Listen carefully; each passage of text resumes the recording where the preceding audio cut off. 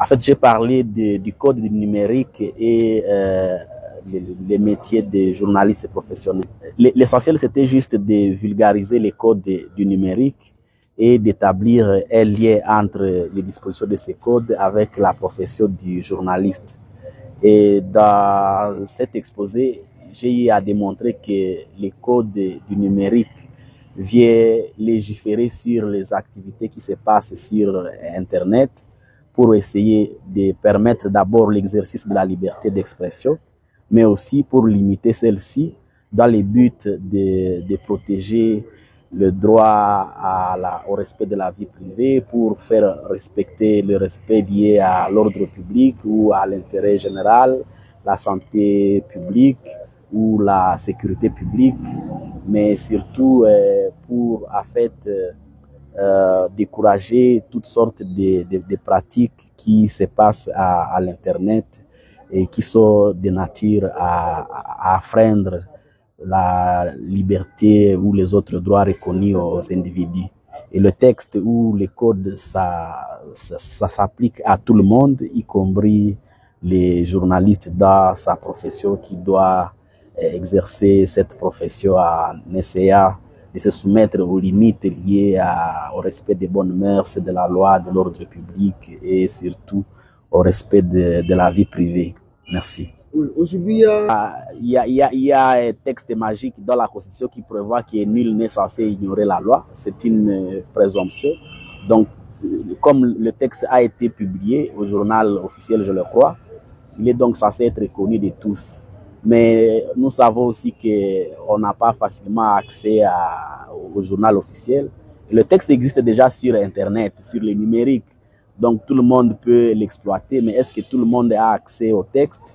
Déjà, le texte vient de faire une année, mais je suis certain que ce texte demeure un illustre inconnu du public. Et donc, il serait souhaitable qu'à travers vous, les professionnels des médias, vous puissiez encore porter ce texte à la connaissance du public pour que chacun qui utilise l'Internet puisse connaître les limites de son droit de s'exprimer ou de recueillir ou de communiquer des informations. Monsieur le Président. Oui, le texte semble être dur parce qu'il ne ménage pas de mesures particulières de protection, en renvoyant essentiellement au droit commun, que ce soit le droit pénal, que ce soit la procédure pénale ou civile, pour tout ce qui est contentieux qui pourrait opposer un consommateur ou un usager de l'Internet aux journalistes.